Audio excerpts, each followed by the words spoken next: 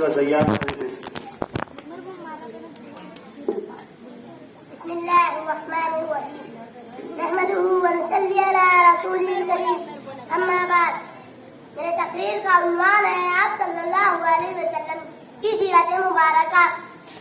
جس شان سے اللہ نے اتارے ہیں محمد، جس شان سے اللہ نے اتارے ہیں محمد، ہر دور سے ہر شخص کو پیارے ہیں محمد صلی اللہ علیہ وسلم. جناب عزت معزز اساتذہ اکرام اور میرے عزیز ساتھیوں، السلام علیکم ورحمۃ اللہ وبرکاتہ.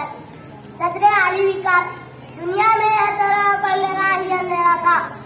شام تھا لیکن بے نور تھا، تارے تھے لیکن بجھے بجھے تھے، آفتاب تھا لیکن ڈوبا ڈوبا تھا. عقلوں پر پتھر پڑے ہوئے تھے، دل اجڑے اجڑے ہوئے تھے. خزانے پہاڑوں کو لوٹ کر چمن ویران کر دیا تھا کہ اچانک میرے نبی کی آمد ہوئی، جنہیں رحمت اللہ عالمین بنا کے بھیجا گیا.